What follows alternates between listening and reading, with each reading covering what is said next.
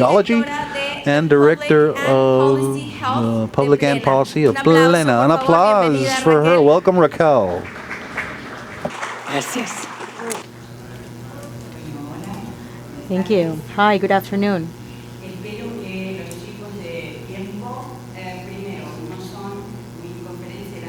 Okay, I'm sorry. My conference was 30 minutes and they keep shortening my time. So like everyone else, I'm going to take and use up the time that I was supposed to use.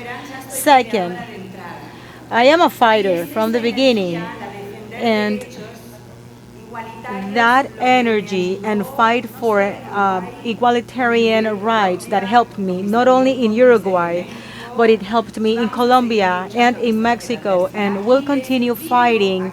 And I will invite you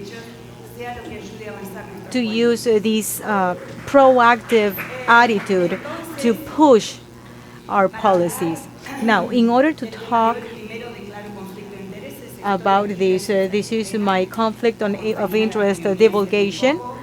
And Clara, the company that I just recently joined on January 28th, I haven't been there a month yet, and we need to have ethics in industry. We're going to be talking about ethics in health, and we need to have ethics in the industry. And I was invited to do this without any kind of ethical interferences. I want you to know that this pilot program, where this program finishes, was financed by some agencies from the Uruguayan state and some foundations that we'll see at the end. Currently, there is an availability that's growing, that's very important, of the information, quote unquote, about the medical use of cannabis and cannabinoids. However, this information isn't always based on science. It's not always relevant to our objectives many times, and that's why there are some commercial interests as well as some other interests and political interests and medical interests. They use this information that's mixed, perverse, right? Questions that are adverse effects, an abuse of high concentrations of THC are placed as risks in medical use. This happens quite frequently. And also, what happens is today, due to the absence of doctors, this prohibitive action and the abandonment of this treatment, with this treatment, those that provide the information are many times that sell the seeds, the products.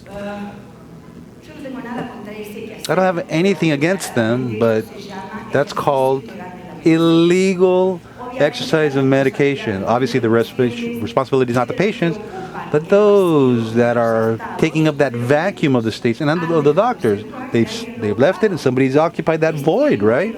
It's time that patients start taking care of themselves the way they should. It should be a medical practice that's serious. It doesn't go against this, the cultural usage, people. And I've defended this, even with being thrown in jail, their rights to plant, to take whatever they need, and use the drug that they feel like. This doesn't say that that doesn't mean it's a medical use. Just, I want you to understand this. I can awaken with, I don't know, some contractions, I have a tummy ache or something, and I can treat myself, and we all use home medications, don't we? I had a problem with my throat from Paris, and everybody told me, hey, eat some ginger, right? So I self-medicated, don't I? I keep coughing, but I got a little bit better now. I can speak. How about that? That doesn't mean that that's a medical treatment, does it? It is therapeutic, right? It does relief, give me some relief, but it's not medical. There was no follow-up. If I had a problem with laryngitis, if I had cancer in my larynx, doesn't mean I was treating myself right? That doesn't mean that I'm making the disease better or worse. And we doctors understand this. Many people take painkillers for a headache, and the results, it was a tumor that they have, right? but whoever the neighbor said or the guy said, you know what, take this, it'll help you. So you have to be cautious. The worst thing of this is that medical cannabis is what I call traffickers of hope. There are drug traffickers that what governments are worried about, but from the point of view of health, it makes me very worried when you exploit or manipulate people. They're suffering, their desperation because of the disease that they're suffering from, and they tell them half-truths or no truths at all. So we're curing cancer. What? You're saying what? What evidence do you have to say that you're curing cancer? It can maybe help you with a tumor. Doesn't mean it will cure your cancer. There's a huge difference. You know, chemotherapy is anti-tumor, doesn't cure cancer, right? So understand that. These anti-inflammatories, they don't cure arthritis, does it? But it does really give relief, doesn't it? So they don't cure. So when we tell somebody this, and I see this quite frequently, I'm going to do all this because this cures me. They're manipulating people. It's a perverse manipulation of people and their illusion, their hope, isn't it? Finally, as a doctor, I have to say that the majority of the diseases are not cured. They're chronic. Doesn't matter. I hope sometime we'll find a cure. But today, chronic diseases are, they can be dealt with. Doctors, we cure very few things. Doctors really cure almost nothing, We treat. We can't cure hepatitis C. We can't cure this or that. Even all the infections that we have in the body, even if we use an arsenal of medication, that's good. Sometimes, we can cure this, we can cure that, but the rest, it's all chronic. It's always chronic. So why do we have to ask the cannabis can be more than it should be, right? Why should it cure? I hope that one day we can prove that it can cure, but right now it doesn't have to. We don't have to prove that. So, to give rigorous information is important. That doesn't generate false expectations, right? With information that's complete, always complete. In a study that we conducted in the science faculty as a part of monitoring and evaluation of the law in Uruguay, we saw that it was very interesting. If you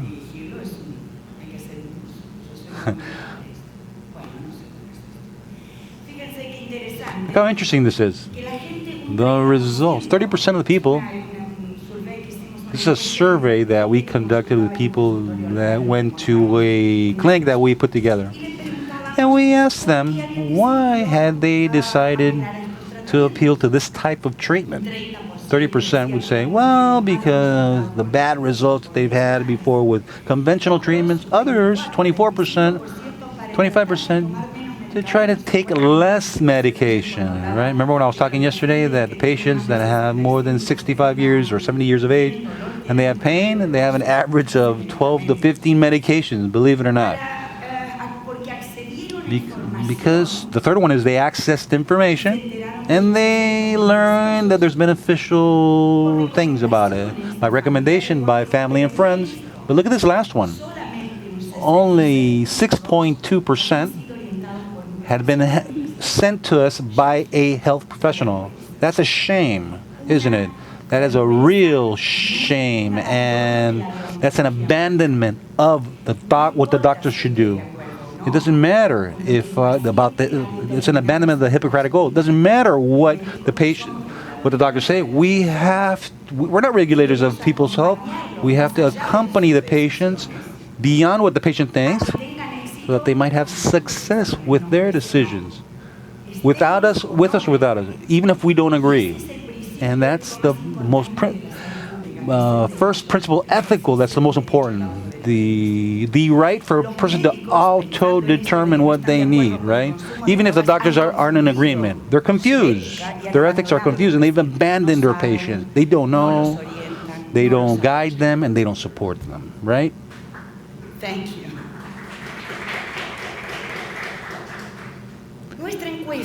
Our poll showed, it's interesting, 57% of the people that were asking about medical cannabis had accessed things through the internet. What source of internet, right? I don't know, seeds, blogs, what? Forums, what? That there is information, that's great. But can the patient interpret it according to the basic information is correct, right? Or not? Now, others have to do with creating expectations that don't exist. Only 11%, almost 12%, had received information from health professionals. The truth is, it was 5.9% of the doctors and 5% of health workers and psychologists. It wasn't even 11% were doctors. Only 10.6% of the polled followed treatments recommended by doctors. Now, within this population, there was 30% that were using medical cannabis, even if they were consulting. And only 10% of those had received information that was very basic from colleagues. Almost 60% of the people, after receiving information, did not go to the doctor to share with the doctor their decision. And interestingly, we'll see that almost all of them would conduct the treatment without medical supervision. Why? Because they were afraid of that the doctor would not approve, something that we confirmed already. Many mothers that treat their children with CBD for epilepsy have been kicked out of clinics. The Latin American Forum of Pediatrics last year, and I answered this with a public letter, they accused the mothers that were treating their children with CBD that they were drugging their children. What is wrong? What happened to my colleagues? They had a bucket on their head, that prohibition bucket, something that wouldn't lead clearly and wouldn't allow them to think outside the box, outside traditional medicine. That was an ethical fault also, because the patient asked them and they chose not to research the information. So there are two libraries, remember, thinking outside the box and the traditional thinking. So what we did was in 2000, with almost 2,500 people across the country, 25% of the population, and we know this is being replicated in other countries, are thinking and using medical cannabis as a medication. What are our colleagues going to do? Where are they going to be? On what side of the counter will they be standing? We interviewed our colleagues, even teachers in the medical faculty, and what they would answer, they didn't feel that they were prepared to prescribe cannabis. And we understand that they haven't accessed information based on science, reliable science, and clinical application. That's true. It's true that we have very little clinical information. The majority of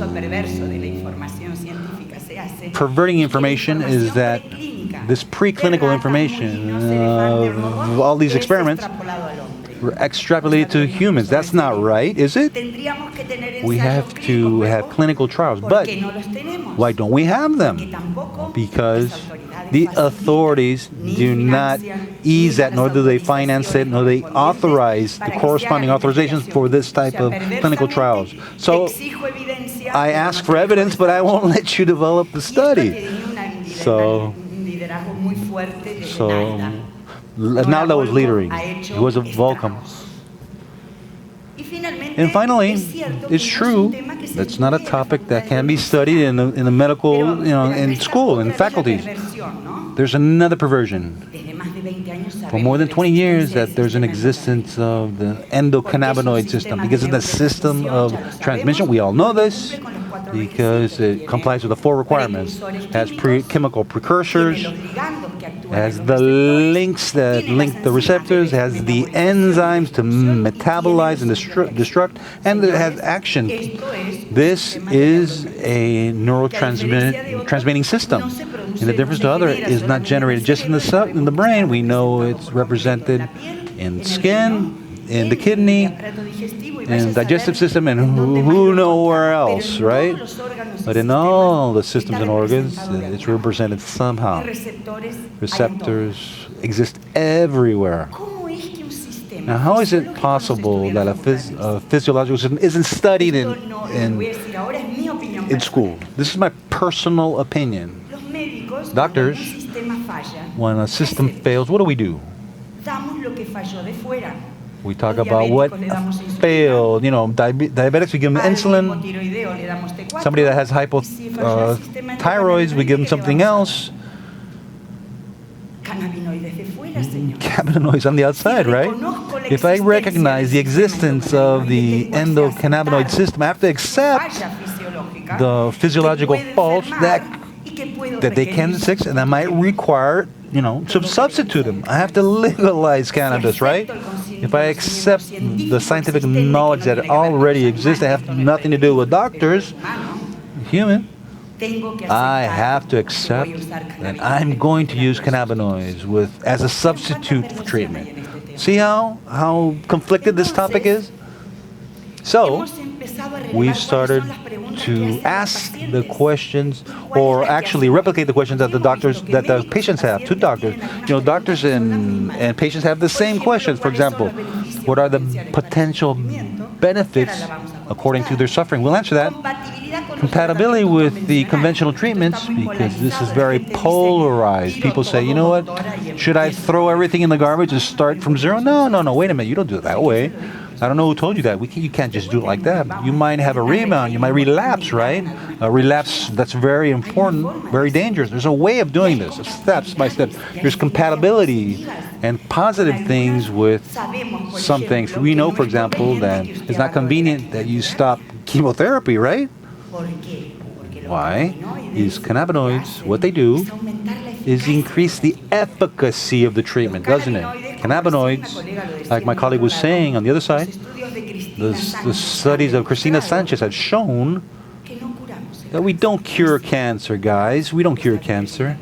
Although you might interpret it differently. What Cristina Sanchez showed is that if we associate cannabinoids, these cannabinoids are less they're not as the efficacy is less than chemotherapy, right? However, the majority of the patients, chemotherapy is more concrete than cannabinoids. However, something that's really interesting, if I add chemotherapy to cannabinoids, I will increase the efficacy of all the treatment. Now, these are there's a bunch of things that are affected by this dual treatment and inhibition of other things. This doesn't mean that this cures cancer, and it's not necessary. It's sufficiently good what we're doing. During pregnancy, for example, doctors have a way of thinking, and the relationship cost-benefit.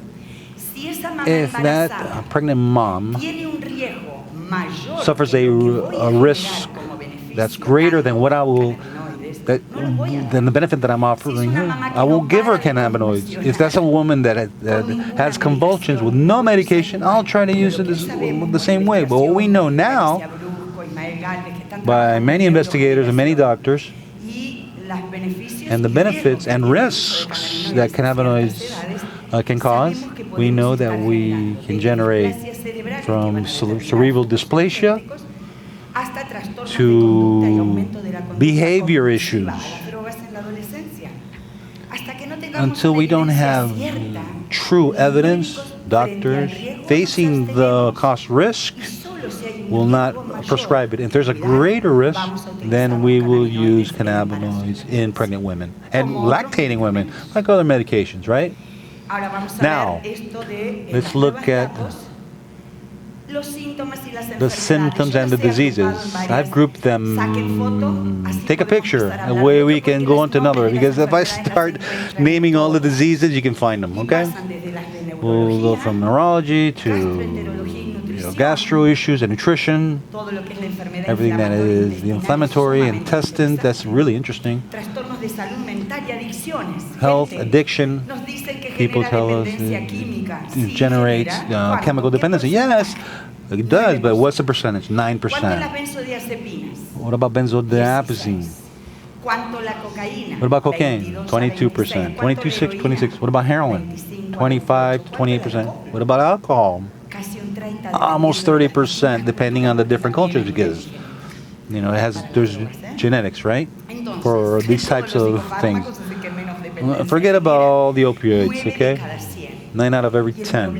And the problem of dependency, chemical dependency, from my perspective, is a prejudgment. What they've shown us that somebody is going to kill, rape, or steal, and that is not true. And I did see purified heroin in Geneva for many years. The patient that depends on chemicals has conduct issues when they are missing the compound that they depend on, right? If they have the compound, there won't be any issues. There are dependency on cannabis that are very slight. So we are also going to have to discuss this topic of chemical dependency. It's more moral than real. The greatest problem that the chemical dependent has is illegality, if it's illegal or not. Ophthalmology, and other issues, and metabolic issues. This is very interesting. I started to investigate a little bit more on this. I was studying in Israel, investigating this metabolic issues, and my patients that come to me for pain and they are overweight and they have diabetes type 2 are, they're getting in shape. They're reducing their weight. These are the rules that we have. And I started to notice that the patients lost weight, and it becomes almost like anorexia. A difference from THC. That's why one balances against the other. Women don't like that. Not true. There are women that come and say, hey, they want to stop the treatment because they've increased weight. But they were taking pure THC, right? So they started to take concentration of 100 milligrams of CBD, and they get back to their ideal weight, or the weight they wanted. Because they're not going to stop eating with amphetamines, right? The topic ended, I don't have to eat. These metabolic issues like cholesterol, high cholesterol, you know why cholesterol goes down and people stop taking that medication? The cannabinoids are substances that are lipids. They're not in the sun, in the blood. They're not hydros, right? They're part of cholesterol. That cholesterol, that's not the right one. Cholesterol goes down, we reduce the risk of any issues, any future issues. Remember? I was talking about that multi-target, this multi-impact target. We're seeing it here. And it could continue listing a bunch of pathologies. But let's go back. Autoimmune medication and anti-inflammatory medications, all that stuff. That can get better also. So, what happens with the other treatments? We have to be cautious. We don't have time. See, but there's ways of dealing with this. Remember, CBD and THC are potential inhibitors of the family of cytochromas C4. P450, right? Not just our products, but particularly those medications. Some say, well, not this, nor that. It's not that we can't give it together. We have to follow it up with your doctor, because if I give you CBD that inhibits any chemical, D14 and 3 to 4, then we have the problem that of this medication. They'll accumulate. So while I increase the CBD and THC, I have to learn as a doctor, stop dropping those things that will have interaction. It's not, no, it's how. We start to understand why there should be doctor's follow-up, medical follow-up. You have no idea with Parkinson's that I've seen with their very sled, or that they've broken themselves by falling, by using cannabinoids, the treatment with levodopa, and this Parkinson's disease. All triple threat. Why? Because Parkinson's gives you hypertension. If I change positions, I'll get dizzy. My pressure went down. Levodopa, THC is huge, affects that. But if they know this and I regulate it, this won't happen. Therefore, we have to be careful with the interactions, with the dynamics. Pharmacodynamics, if I associate THC, a substance that stimulates, I will diminish their effect, right? Add and subtract, right? Less or no less, or more. We have to be cautious by associating pharma with this.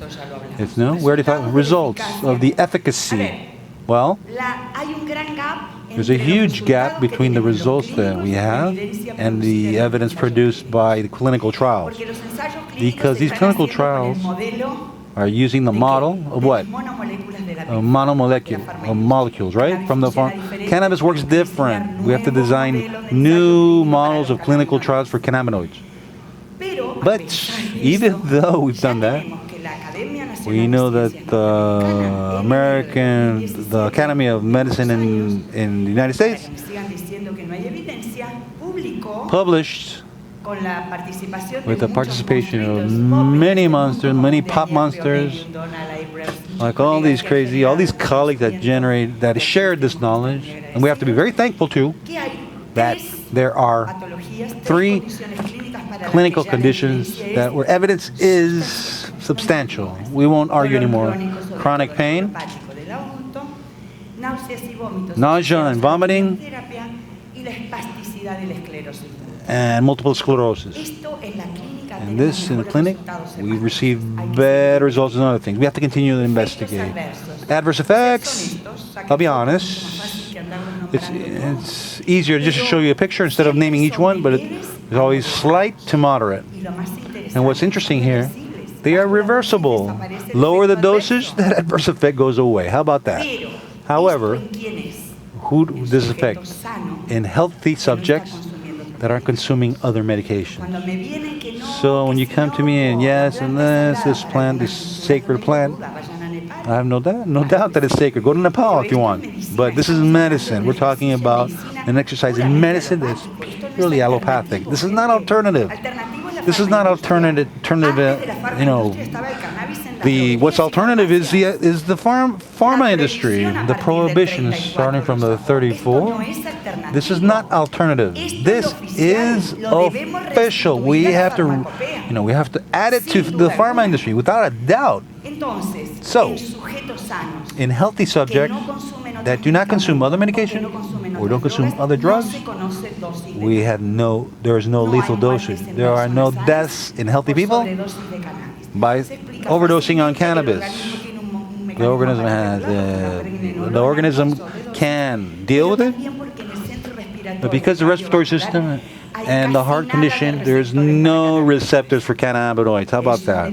It's a medication that is very, very safe. Therefore, if you have we have different questions. Patients want to know if they're going to be drugged, if they will be dependent on the drug, if it's a lifelong treatment, if they aren't going to be drugged. Yes, it's for life, but there are some periods where it could interrupt things, and they might not respond. So we'll do a washout, and we'll retake it later. Okay? Can we abandon the treatment quickly? I have no product, or I had to travel and I couldn't take it. Yes, of course. Absolutely. And I won't have any abstinence syndrome. Why? Because it doesn't produce dependency. With THC, because it accumulates, it takes us weeks to get it out of our system, doesn't it? The people that depends on this, that smokes a lot during the day, will start symptoms. One thing is that the symptom that I miss it, right? We have that because it's a habit. But abstinence syndrome, insomnia, headache, or in your stomach, irritability appears after the second or third day. Why?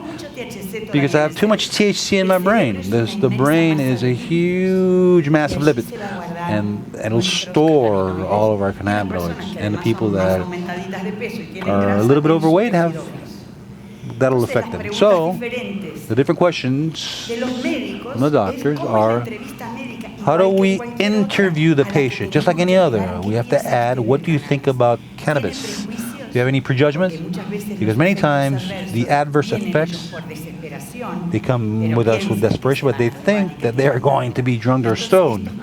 these prejudgments could have adverse effects that have to do with the placebo effect, that fantasy that I have about this supposed effect on the drug, not the real effect. So it's important to know what the patient thinks and their family. I have patients that bring me their children that are in their 50s that sometimes smoke their cannabis, no doubt. Explain them. Not only does it affecting them, making them worse, it making them better. When I worked in drugs, the parents would bring their children so that I would convince them. How about that? That's kind of funny, right? Now those same kids, those 50s, are bringing their own children. How about that? Including some adverse effects like this memory failure. You know that this fault in memory even affects young people. Believe it or not, this could even, if you're using a THC, you can get some of the cognitive reactions. CBD, without a doubt, will help people will retain their memory or get their memory back. It'll help people with autism, with epilepsy, any pathology. How really their situation gets better. So, if you want to know, they want to know all this. Obviously, that's how doctors work, right? And for that, here's some information. These are treated by Oxford University. Do you think Oxford is a Mickey Mouse company? Xavier, the most important editorial in medicine. Do you think these guys are complicated by saying things that are false? Obviously, we have books like Donald Abrams. This one from some Spaniards that are very good about basic diseases in the nervous system. And Ethan Russo. I invite you to read this. I'll give you this. I'm a member of the International Association for Cannabis Medicine. We will have our Congress the 30th of October and 2nd of November in Berlin. Please, if you want to be a part of this, please go to these congresses. You want to inform yourselves. They're the people that are producing. Don't read blogs, please. Now, to finish, all these responses we can find in educational programs.